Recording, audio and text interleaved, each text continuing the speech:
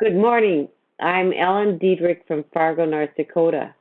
I paint in watercolor and acrylic and have been in business over 35 years. I really love painting, and this course today is called Building Your Center of Interest. And I'm really excited to tell you many of the things that we're going to learn in this class because I recently got a painting into the American Watercolor Society show, which I took a large painting that I loved, and I had decided after writing this that it had two center of interest. And then I carefully looked on my computer and decided where to crop it. I cropped it in half, and so there was one main focus. And then I worked on that side a little bit to simplify it. And so this is a very good sign that I was on the right track. Anyhow, we are going to be working with building your center of interest because you want people to come up and see your painting from a long way and look at what you want them to look at. So that is what your goal is, to make sure that they look at that. And we do that different ways, by leading into the subject and by contrasting the subject. And there's very specific ways you can bring out a subject. We will be covering several. I can't ever say all of them, but the main ones that I consider. Anyhow, I have my attendant here, Shanna Kramer. She's going to come up and say hi, and she's going to show you how, tell you a little bit about herself. Hey guys, I'm Shanna Kramer, owner of Creatively Uncorked, which is a paint and sip studio. We are closing the studio coming up soon and headed out on the road. We'll be doing parties on the road and online. Thank you, Shanna. Yes, she has a lot of fun. If you've ever been to one of those parties where you drink and all paint the same thing with your friends, it's really kind of a neat idea, and I think it's helpful. A lot of people find out they really like painting by doing that.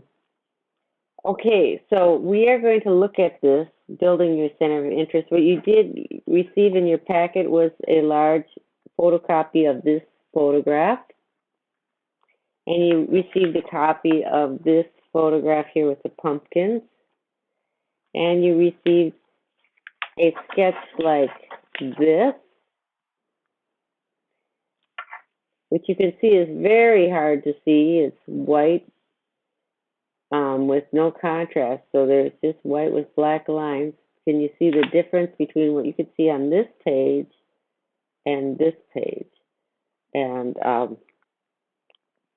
that really shows you how powerful putting in the values are. Typically, when we're new at painting, we are really interested in painting a thing and seeing if we can paint it. And that is a stage of painting that we all need to go through.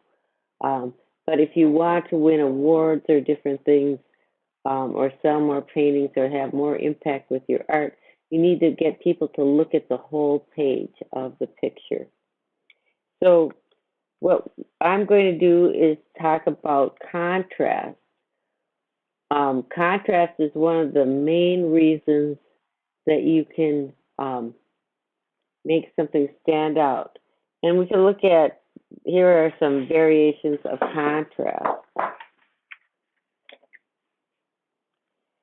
You can have a dark against a light, a medium against light. You see there's less contrast there.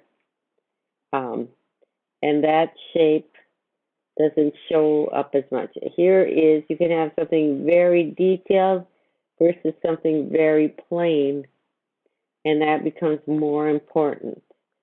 This is not finished here, but none of this is. Here you can do something against a medium against almost the same value. You can see that this shape would be a background shape because it doesn't have dark against light. It's almost the same value with some little highlights left around it. And here is one that goes all the way around, but you could paint dark around it again later, but it could be a medium dark against a dark. Here we could say we painted this all medium, and you could just have some shapes around something for contrast. Or you can do positive shapes against the white background. But there are many ways to make contrast pop something. The more contrast you have, the more it pops. So your center of interest needs the most contrast.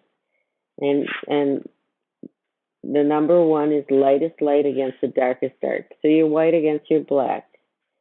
The size of an object can make a difference. The biggest shape can have the most importance, or if they're all big shapes and you have one little one contrasting, that could have the most importance.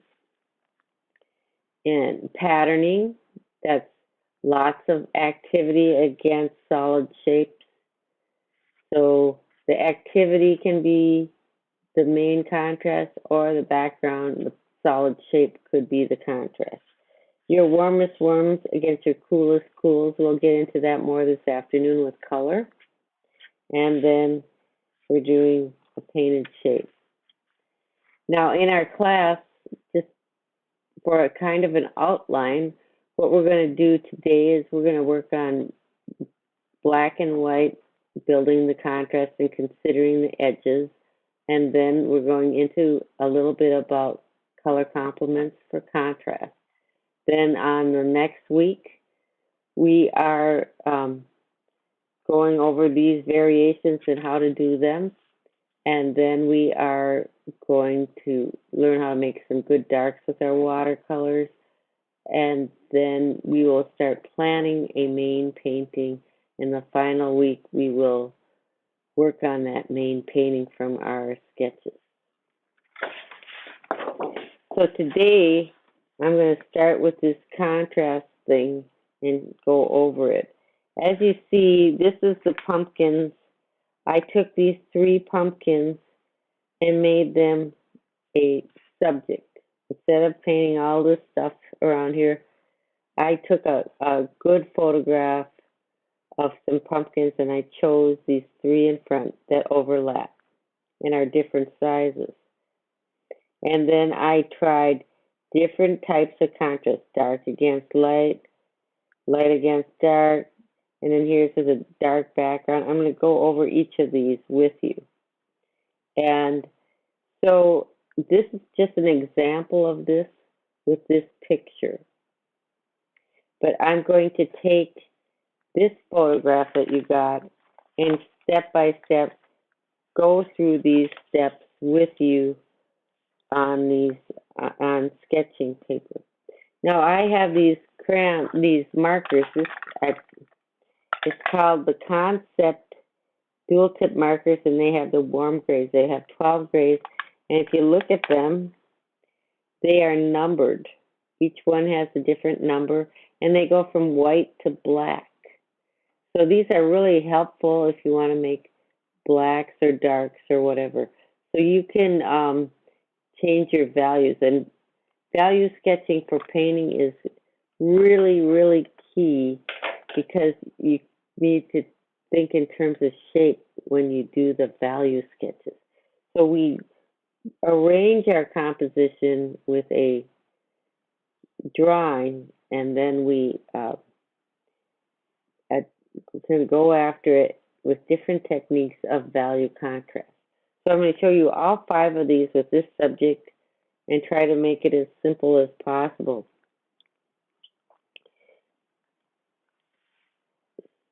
Now, my number one thing is I'm not going to go in order of these ideas on the page. I'm going to look at my subject and say, what is the most obvious technique of contrast for this piece? And to me, it is the light against the dark. So I am starting with the light against the dark just to do the easiest one first and kind of get your mind opened up to it. So I would think that that would be often the technique that you would want to use. So I'm going to use a number 5 gray, and this marker has a pointed tip on one end if you want fine lines, or a thicker wedge.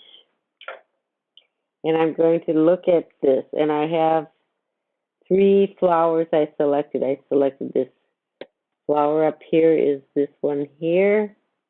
This flower here is this one here behind the big flower. And this big flower is the one down in the corner. So I selected shapes that I was interested in and that overlap and are in different sizes. So they don't all have a big center on each one. So I'm going to just start up in this corner, and this is a white flower. So I'm going to go around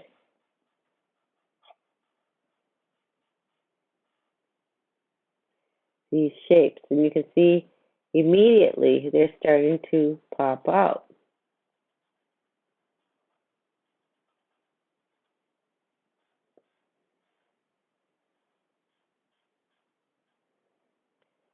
So I'm going around this right here. I'm not shading in at this point anything. I'm just looking at the overall shape pattern and how it breaks up the page.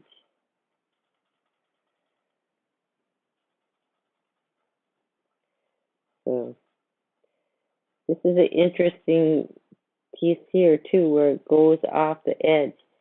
The viewer likes to read, like we all read left to right. So this is an invitation to come into this page. And so if you put a strong shape going off the left to bring you into your main subject, that will help your painting. So contrast on the edge is a good thing at some place.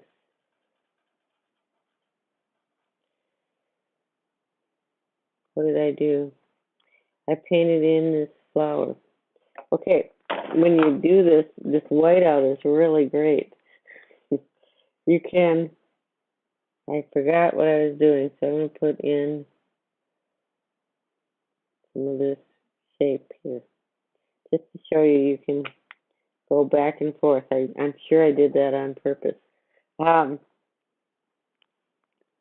Anyhow, here is this shape going down here. This is this pointed flower, and it kind of lines up with that.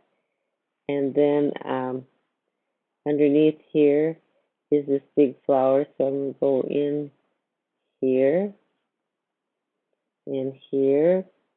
And I'm trying to just look at the basic dark and light against this and how it breaks up the edges. So I'm going down in here. Note that I have drawn this before. So sometimes it's more interesting if you haven't drawn something before because you make discoveries.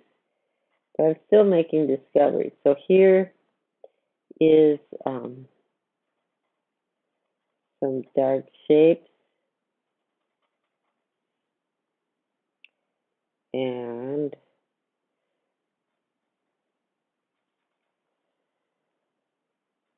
you can go in here.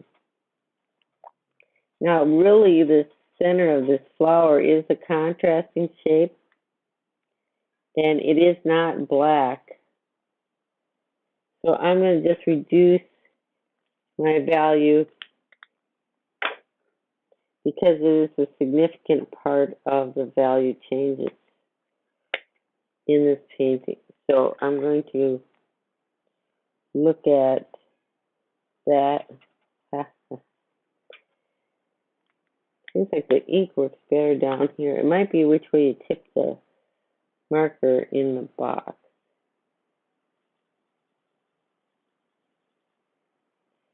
But there is a center here.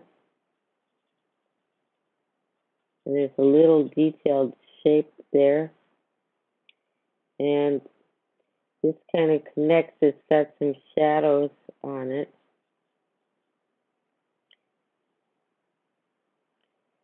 But I think we'll just leave them off for now and work with them in the next sketch. So we're just looking at that big dark light thing again. So I'm going to label this sketch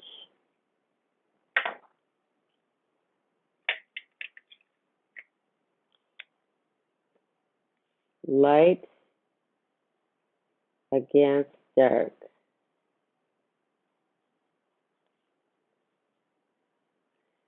Now we can do the opposite, which is really awkward to think of to me with this white subject.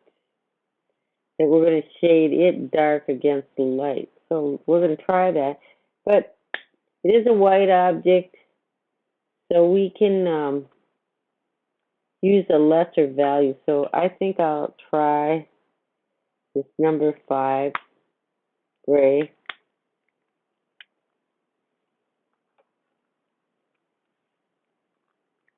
And the background is white. And here again, I'm looking at this flower. And I'm going to shade in right up to the edge this flower. And this stem goes here.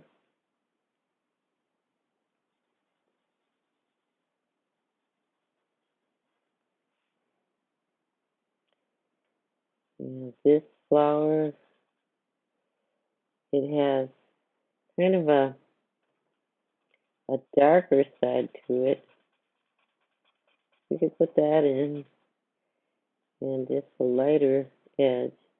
This bud is right here, very hard to see, but you can look for it, or any bud you want. But you see, I don't pick them out exactly like they are in the picture.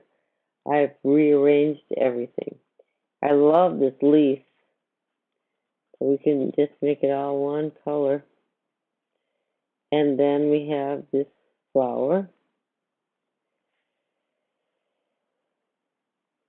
I wonder if you want to put the light parts. Let's try that just for now. Try the lightest parts. This is an idea.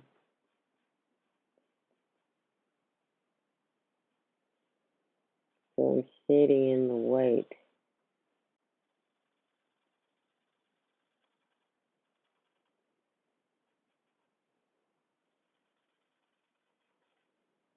And here, this side is lighter, so we're going to make this side darker.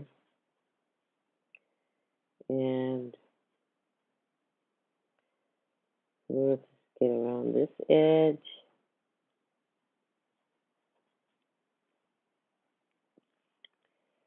And this is light.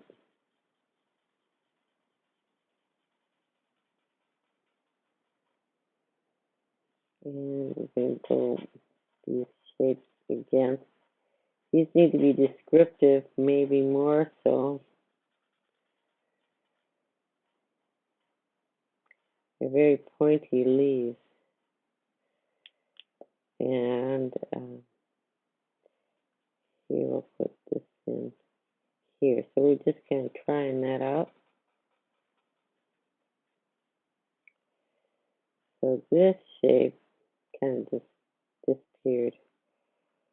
Might want to put some of that in. But you can see that's a different look to this painting, different idea. To reverse it. You could do it like this too, just for, I did one like this for a different taping. You can see there's two different ones of that. Okay, we're going to label that dark against light.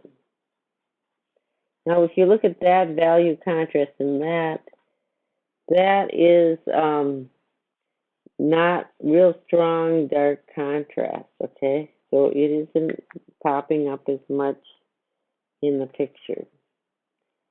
So now we're going to choose a different one. And these are the more tricky ones, but this is more of the interest things you can do. So we're going to look at with a dark background or with a light background with the shading and how we can connect it. So we're going to take and paint. So this is going to be against a light background. Light and dark against light.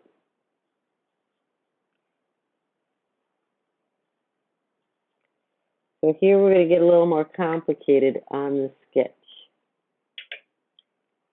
So we could just start by looking at the shading on these shapes first to do this. So we need to pick a value. Okay, so we're going to just look at shading these shapes first. So we're going to just say there's a little shade here and here and a shadow there and a shadow here.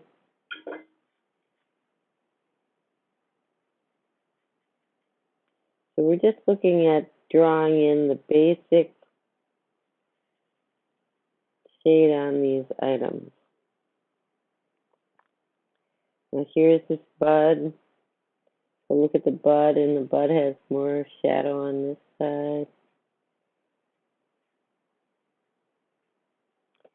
And here's this back flower right here.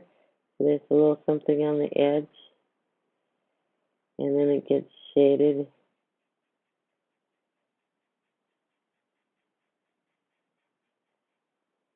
And here it has a dent in the flower.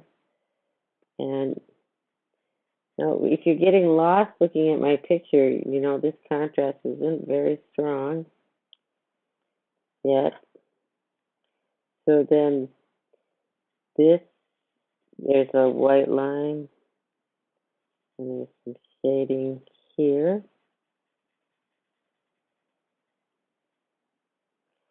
And here. And here. And here.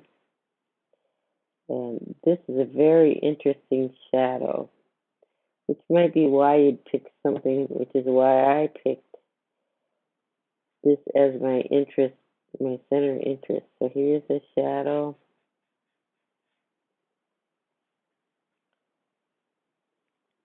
And then here is some shadow. This stuff is basically a medium value to light, but it doesn't go all the way up to the edge. So here, this thing shadows around it, and down here, and we're getting around it here. There's something here shadowing, and then these leaves are basically medium shaped.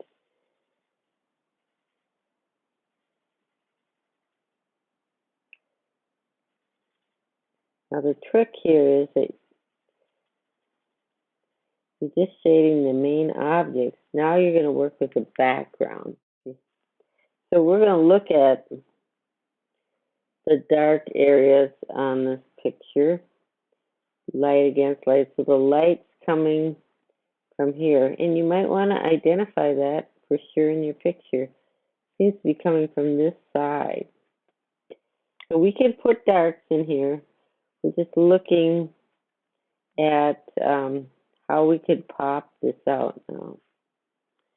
So I'm going to start putting some darker shapes into it, which I see this leaf is fairly dark. And I might want to hit in some of this.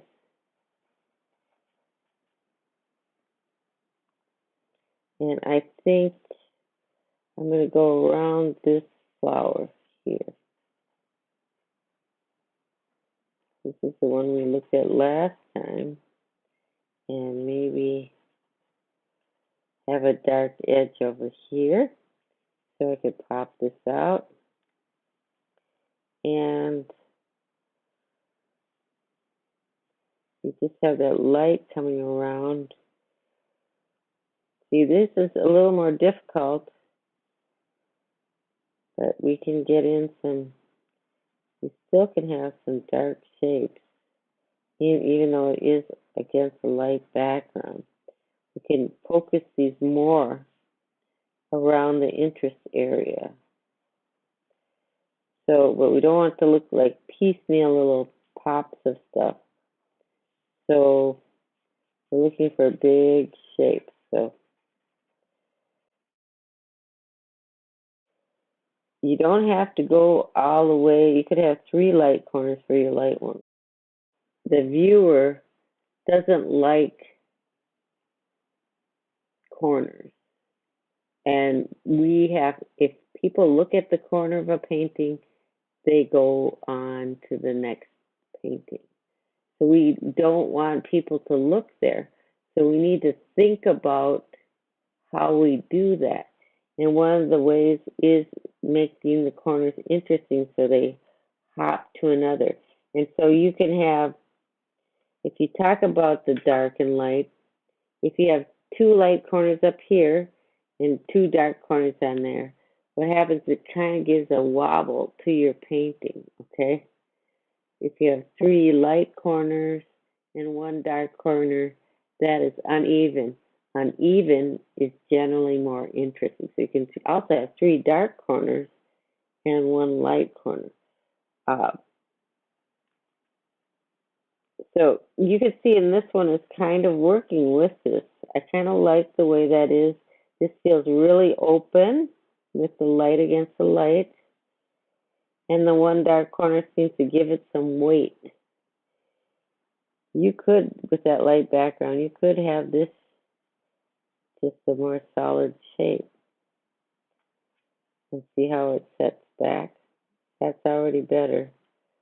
That just becomes against the light. Or did I like it better before? And or maybe you just want it mostly that with a little bit of definition in it.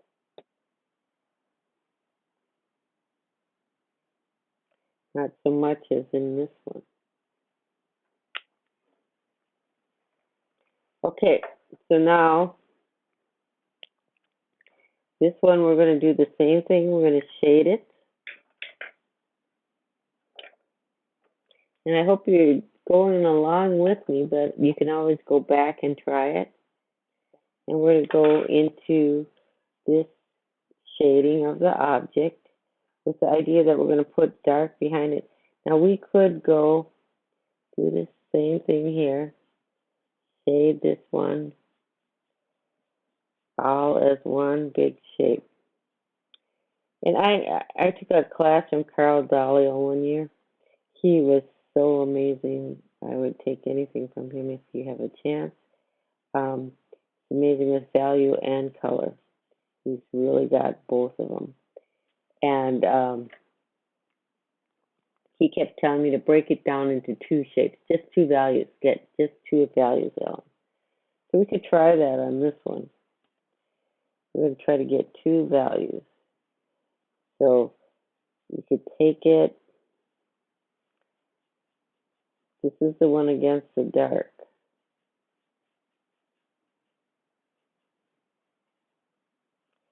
But it takes a lot of, we can do this one a little bit more. We can just shade it in if we have to. We're not going to do it yet, so we'll start. Okay, but see if you can see it in fewer values, you get the big picture faster. So here we are trying these values, these shadows across the shape here. Some shadows underneath here. Some here. These going around. And some of these on this.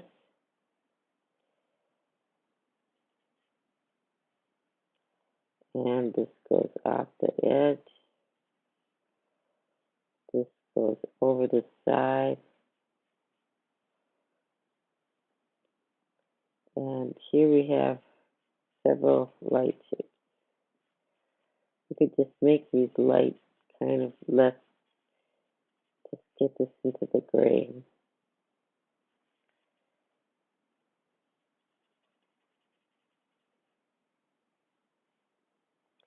Now, that doesn't look bad either. Kind of like that better than this one. That's kind of what I did. So you can see by doing these, you might see more that you can do. Now we can try infiltrating the dark behind it. So we have this dark against the subject.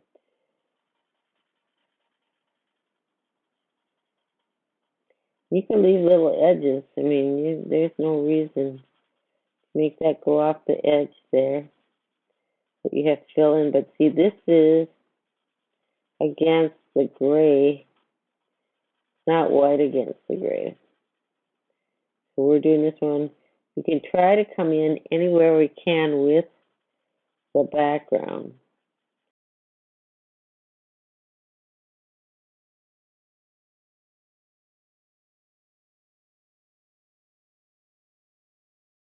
Here I'm going over the edge, and making an edge pointing in and in. And then I'm going around these gray shapes.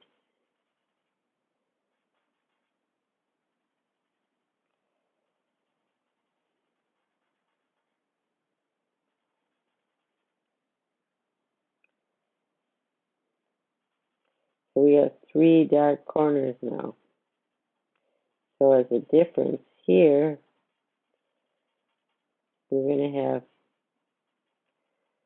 one light corner. And you see, you got to make sure that this thing doesn't point right to the corner. That creates tension. But this is a nice lead in to that shape. But you see this space to here is different. This space is different. And this space is different. So this rhythm of the dark around the page is very interesting. Here, we need to bring them back in here. So we must need something pointing back in on this edge, but we don't want it to be from the corner. Okay, they're supposed to be directional. Let's see.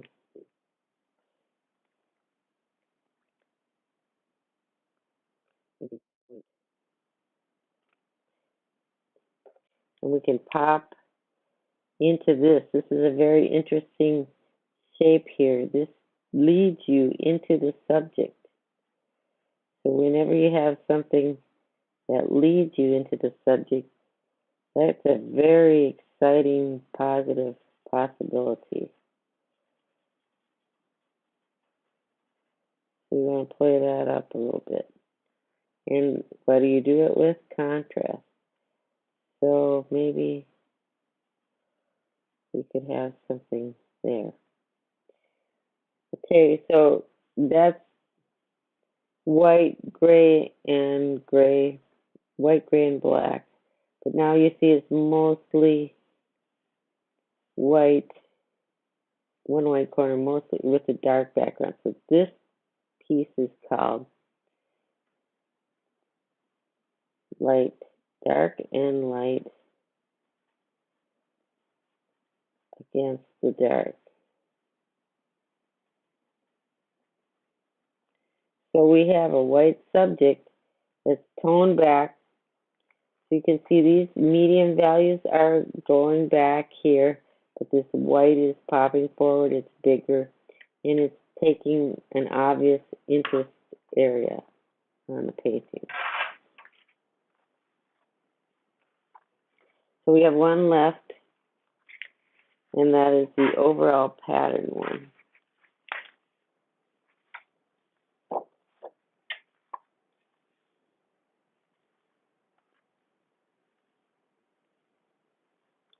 So you can look at this picture and you can see there's a bunch of little flowery shapes behind here and then a bunch of leaf shapes. And you can decide which shape you want to use. In this one I use rounded pumpkin shapes. I put the main value in and I use some more shapes. So I'm gonna take a medium gray and make these less important shapes in the background. So I think I'm gonna just draw in some little flowery things in here. So these are related shapes. Maybe you want some of these stems going over your flower.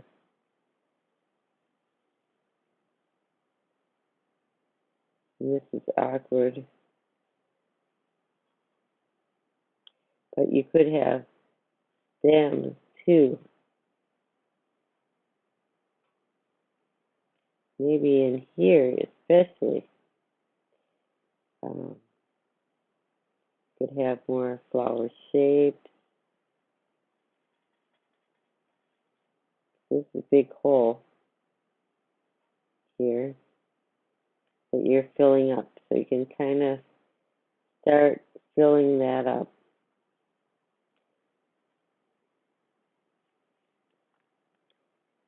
And there might be something in here. There might be lines. So maybe these are the blobs with the lines that you're looking at behind the blob. Here, here's another shape. Maybe down here, there's a neat one turning this way with the blob. Blob and line, that's what we're doing, blob and line. I like that terminology. It sounds really kind of infantile. However, because I like it because it doesn't tell me what it is, and I'm not thinking about things. I'm thinking about shapes. So it's kind of keeps me in my right brain versus trying to think about stuff all the time. So, do we like this pattern? It's not showing up very good, but we could bring it out. These are obviously things, so we could put some blobs. And so this is just that you're looking for a pattern. You can see that these solid shapes are standing out against it now. It might not quite work, but we'll bring it back up. And this is all, so you could decide what you want, and you might say, I don't want that. It doesn't need it. I think it looks really good with the pumpkins because the pumpkins are so simple that the pattern kind of helps the pumpkin. So this is my favorite one with the pumpkin.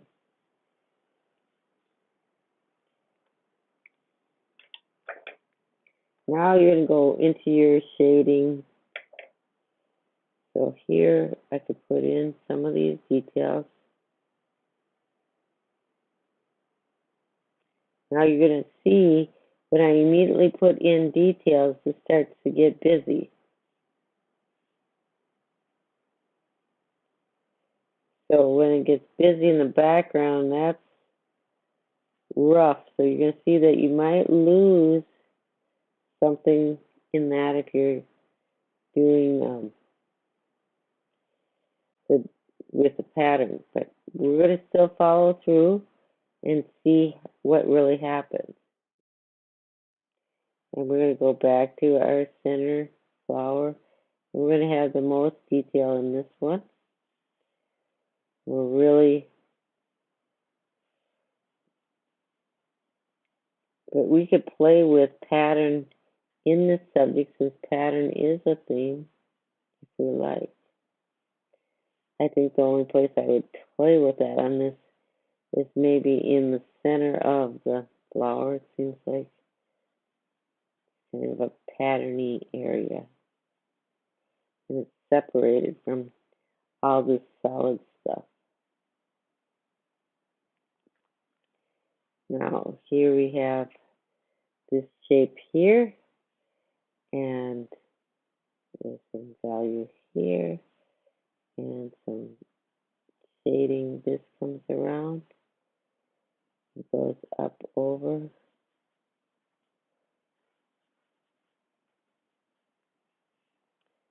and we have that interlocking shape here.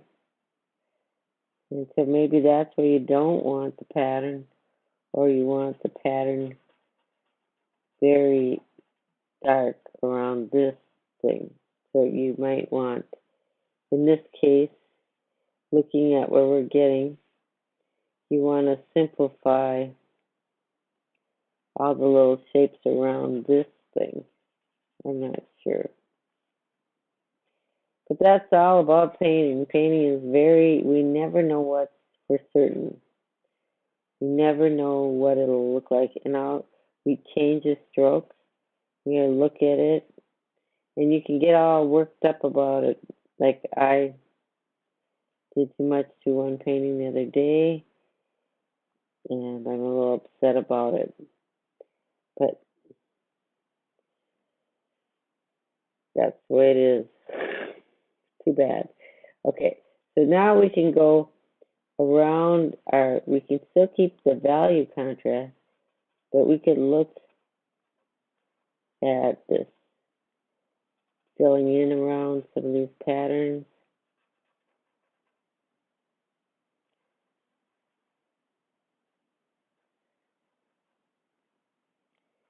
And we're looking for connections.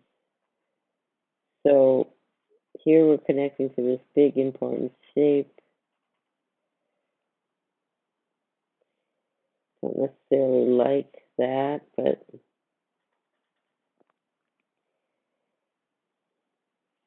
we really need to get some contrast around this big shape so it still stays there. But we can have our blobs be gray and dark against it, or is that too much? This leaf was dark. It needs just a little bit of the edge.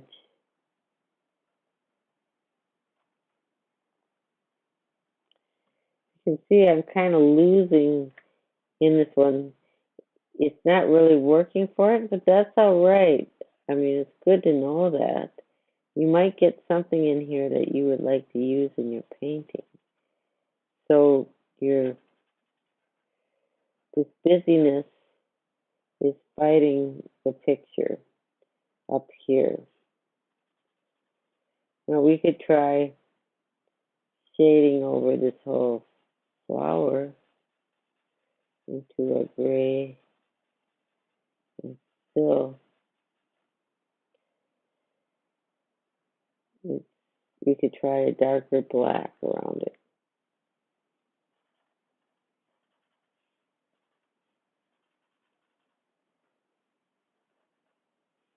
And maybe you want your darkest darks next to your whitest whites. Bring out your subject. Might want just a little bit of that. Not here so much, but definitely this one. A little spot here. So we're trying to, you can see that this is very, very busy, and that what pattern does, but we're working on it. What can we do to make that work still? So we're going to try. Here is kind of a dark, I feel like a dark shadow on the leaves from the flower, which is kind of interesting. You wouldn't know what that was, but it gives me something which I like this really a lot now. I like how this is dark here and it's leading you across this dark thing, but this is all leading to the corner. So I better switch this direction up. Did that help it or not? I don't know that it did. We could have some more black and dark contrast in here. Okay, so we're going to go just find a couple more places here, and we can see how that works out. To me, that one is this flower looks too big. Maybe I have to bring it in, but it's very busy. I like this. If it didn't go to the corner with that dark, that is good. Okay, but let's look at the sketches together, and we're going to return this afternoon, and we will be using color and different things of contrast, doing the variations that I showed you. So if we look at any of these, do we have a favorite? I did have some that I did the other day too. Let's see if I still have them. I think that I chose this one here. It's just a little different from this one. But in here, I kind of like this one the best. I do, however, on the rest of the workshop, I painted this one. So, as you can see, that's kind of fun to see. This one really opens up to the page. You really come in on the edge. This coming around here leads like a gray across there. That's real strong. This breaks that up. I think this one is very powerful. So I like that one. But we'll see. Okay, we're going to meet with you later today. Thank you.